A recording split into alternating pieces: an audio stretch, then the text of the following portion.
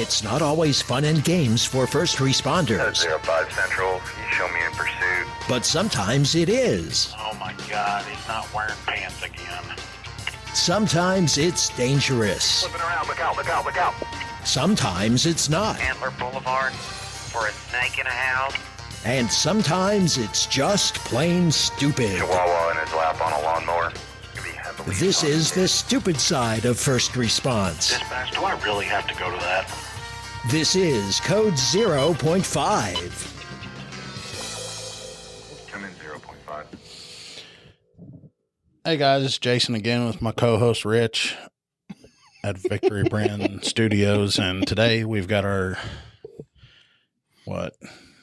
He's not really a special guest. He's like a normal guest. And what in the fuck are you doing with that can? First off, he is special. We don't bring it up though. Hey now. And I'm trying to get this in the shot because I want to solicit Monster for a. Oh, you want to try and get sponsored by them? Ooh. Huh? Yeah, it ain't gonna happen. I could just have cases of it delivered. Dang it. You know what? If you guys see these episodes and y'all want to make like a $5,000 donation to us so we can get more cameras and stuff, I'd be okay with that. No, we haven't told people in a long time about our Patreon and all that stuff, but it's on the website. That's a thing. We still have that? Huh? Okay. Patreon, and it's on our website. You go to the donations page. I feel like more people would donate for Renniks lobotomy than anything. Well, we can just tell them it's for that, and then we'll do something else with it. Isn't that fraud? Shut up. Or we could, it's like donate, or you're going to have more episodes with him on it. Donate to get him off of it. There you go. There you go. You'd never get any donations in. People don't like you. You're like the comic relief. What did the AI say? The punchline. A jackass. The AI has spoken. Did you know that we use that too much? The AI? Yeah, I got an email from the company and says it should be allotted for so many hours of episodes per month and all that. And I was like, oh, shit. We probably broke it. No, they want to talk to me and get me on a thing where we use it more often, but they want to like collaborate with us on it or something. Bet. Yeah, so I have to do like some video call with them or something. Sweet. So we'll see how that goes. Anyway, we brought Renniks in here because despite the Renniks fuckery, he was a hero. Don't tell him that. I wouldn't really call it a hero. You'll never hear the end of this. Well, I mean, if he hadn't have done what he done, I mean, that dude might not still be around. See, his head was already big.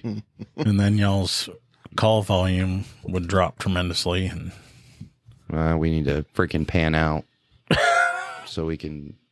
That's the other thing too on that that camera is panned out all the way. Oh, so his head is just that big. Yeah. Wow. Jeez. Big old head. So, and I don't know why, for some reason, whenever I'm off, I separate myself from that work. Because if you don't, you never get away from it. But I just so happened to look on there, and I don't know why I looked. You might have said something to me. But I looked on there, and I was like, Renniks just applied a tourniquet to somebody? So what happened? Well, we get a call for, at first, the call came out as a burn. And I get there, and I'm asking the people I know, where's this person at? Where they at? Where's your burn victim? Well, somebody said that there's blood everywhere. I'm like, that doesn't sound right with a burn, but okay. So I get up to the porch, and there's literally blood everywhere, all over the porch. And I'm looking at the guy, and he's got like a makeshift tourniquet on his forearm, and his hand and lower forearm is wrapped up. And I'm like, oh no.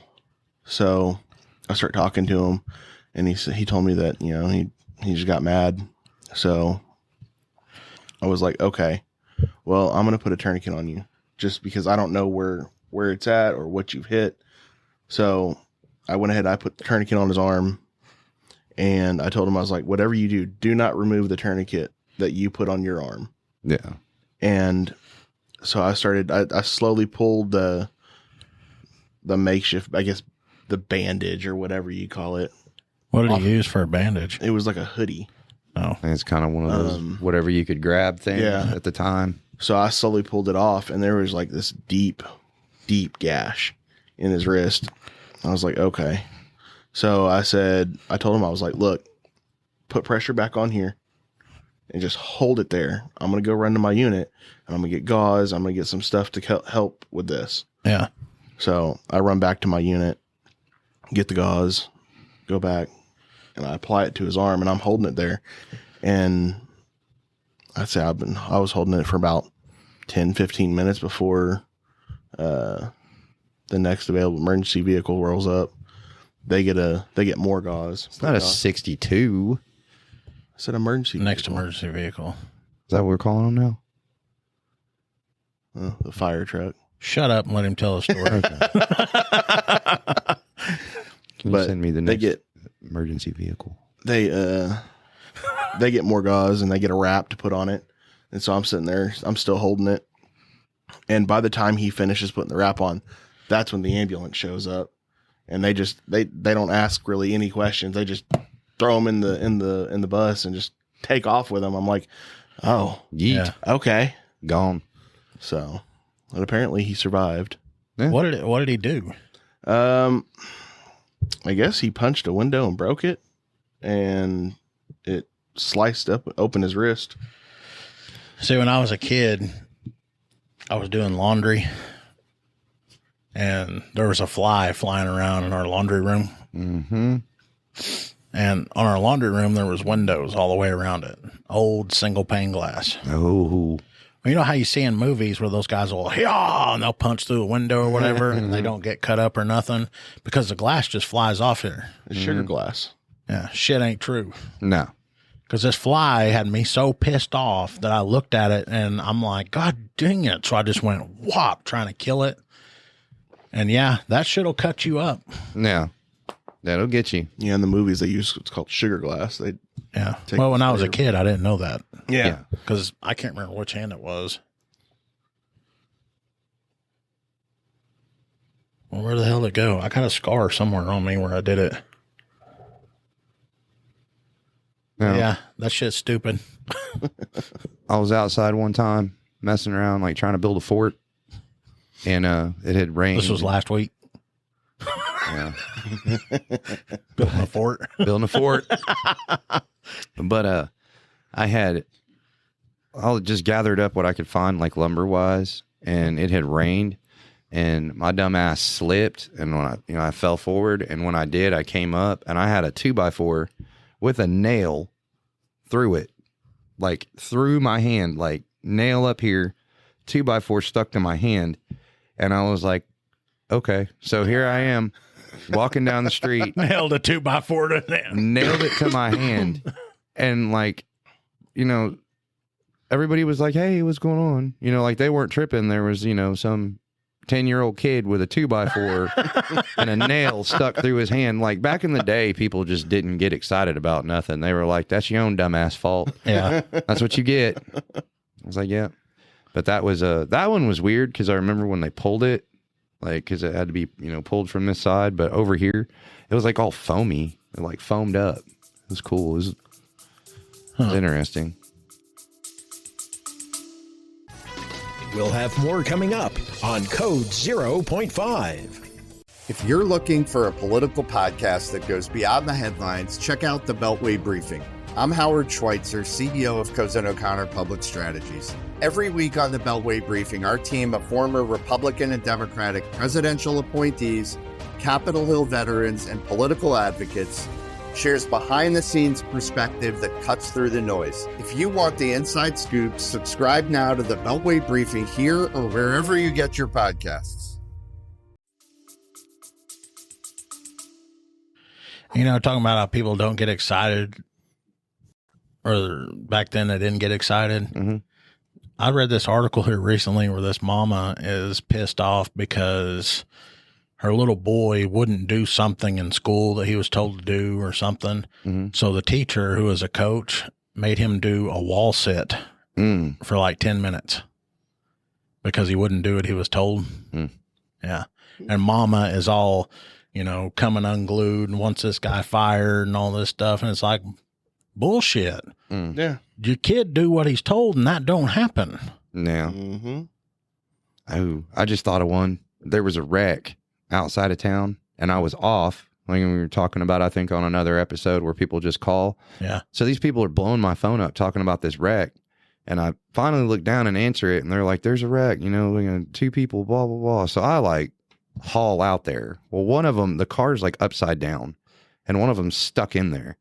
So we're trying to figure out a way to like get the person out. Of course, you know, you got to worry about neck injuries and all that other stuff. Yeah. So we had to finagle a board in there, and there was glass everywhere, and I caught my hand. Of course, I was wearing some type of glove, and then I had a rubber glove on, and I just threw these other ones on, but it had cut through both, right?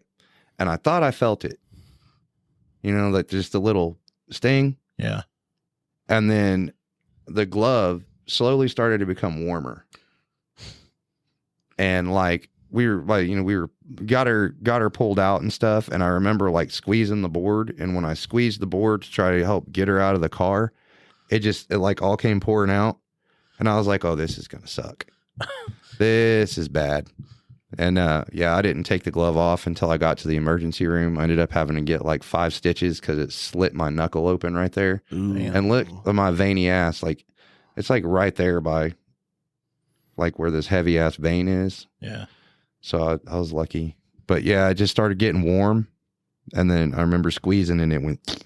And you're like, oh shit. I was like, I don't want to go. And I got home and I'm like, I think I need to go to the hospital. And Holly's like, what's wrong with you? Because I never want to go to the hospital. I'm like, I think I need to go. And she's like, what happened? I was like, I don't know, but let's just go. And she's like, and you know, of course it's coming down my arm, blood's coming down my arm. And she's like, oh, let me see. And I'm like, no, no, we're not prepared for whatever is underneath this glove. We do not have the capability of taking care of this. Like, we should go. Have you seen that meme with the emergency room nurses? And there's like the ER doctor or something, and the emergency room nurse is standing there, and she gets off the phone. She's like, okay, we'll see you here in a minute. And she hangs up, and the doctor was like, who was that? Oh, that was Farmer so-and-so. He said he's on his way. And the doctor, she was like, oh, okay. And she goes, wait a minute.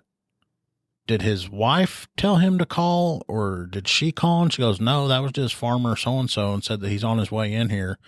And the doctor immediately goes, oh shit. And they take off. And then the nurse was like, what?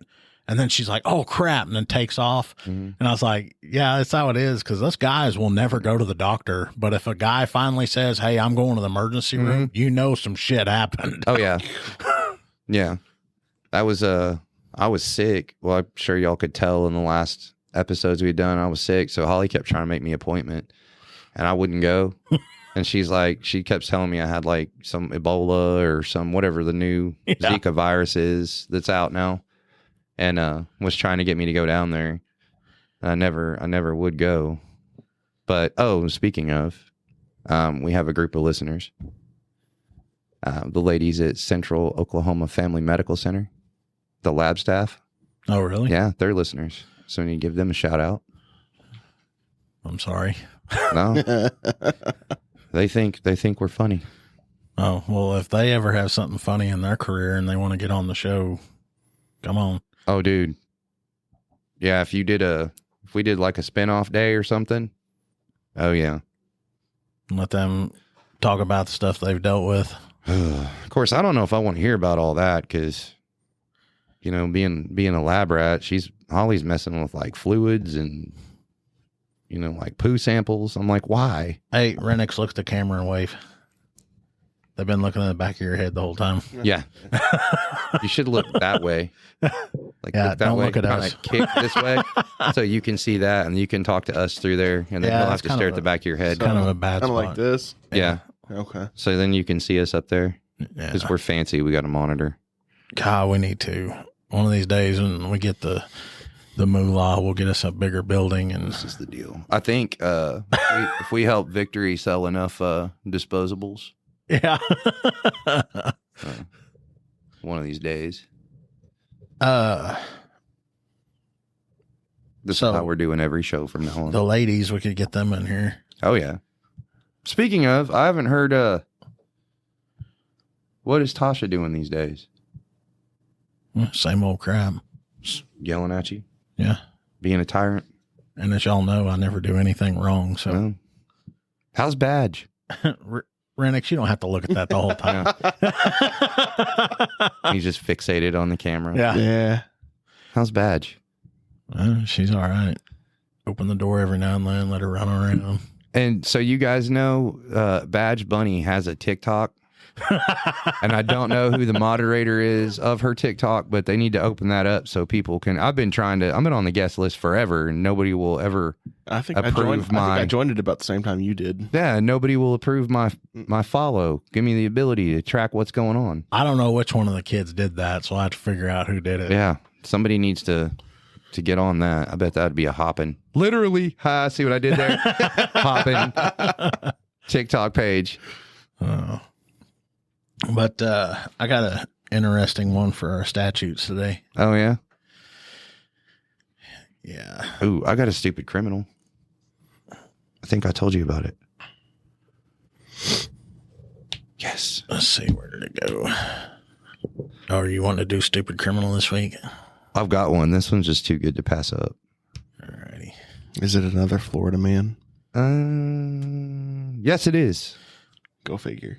All right, this one is about opening and closing your doors to your cars. Says, once again, I'm not an attorney, and this isn't legal advice. Nope. No person shall open the door of a motor vehicle on the side available to moving traffic unless and until it is reasonably safe to do so.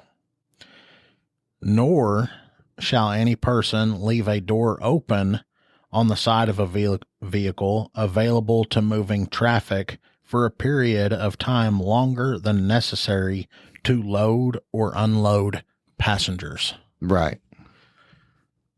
So I had a guy tell me, if you open the door, you park on the side of the road and you open your door and it's on the side where traffic is. Mm-hmm.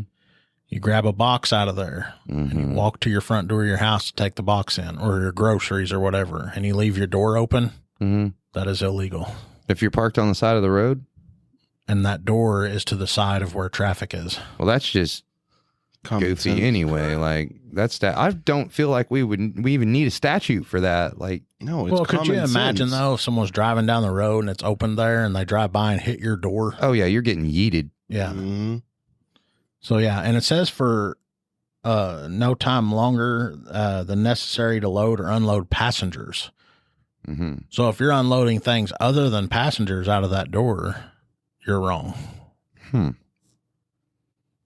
Because we were driving down the road one day when I was in field training, and there was a car parked. It was on someone's property, but it was next to the road. When they opened the door was probably maybe a foot sticking into the road. Yeah. And we drove by it, and my field training officer goes, "Is that legal?"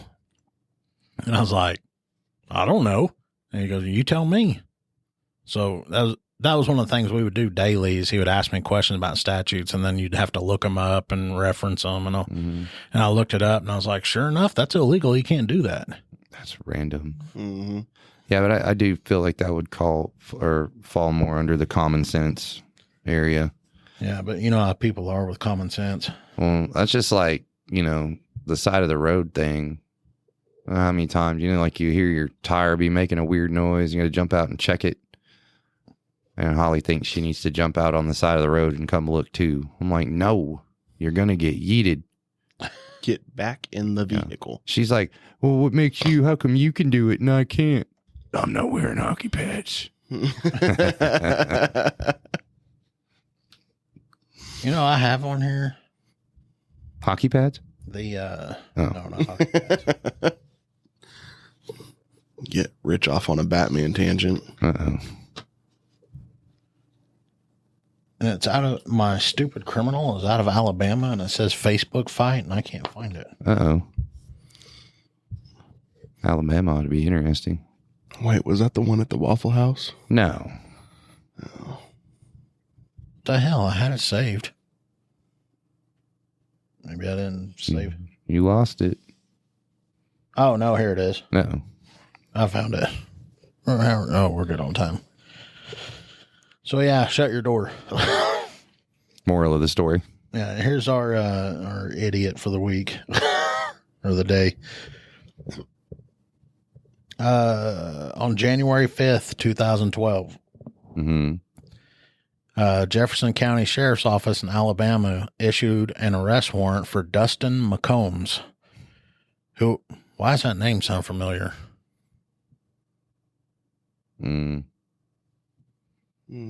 Dude probably lives here now. Probably. Anyway, arrest warrant for Dustin McCombs, who was accused of rape by force. Yikes. So this guy needs to be found and have his ass whipped. The sheriff also posted McCombs' photo on Facebook under the banner Creep of the Week. Nice. Shortly thereafter, McCombs posted a response on the sheriff's Facebook page accusing the department of defamation of character and noting, "Good thing I moved out of state."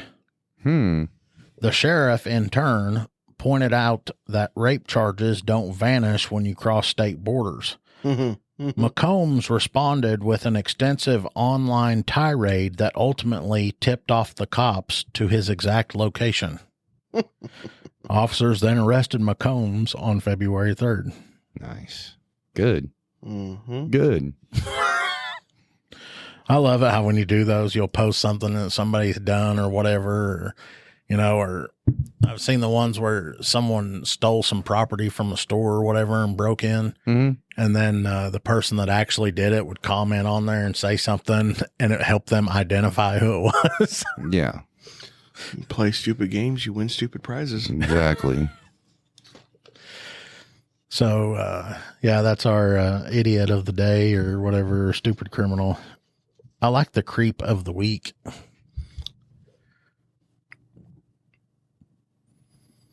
I like how we talk about this crap and then he's got something to write down.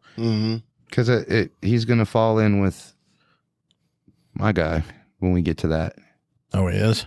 Oh, yeah. Oh. So the next one, we'll talk about that? Yeah. So he'll fall into the same category as my guy. Okay. Well, then next week or next day, whatever, when this happens again, we'll talk about it. Heck yeah.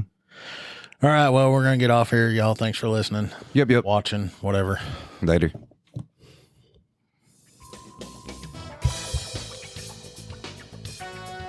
You have been listening to Code 0.5, the lighter side of police work. If you have ideas or suggestions for our show, we'd love to hear from you. Visit our website at code05.co. That's code05.co. And please consider making a donation at our Patreon page, patreon.com/code05. Be sure to use the digits 05. Thanks for listening to Code 0.5.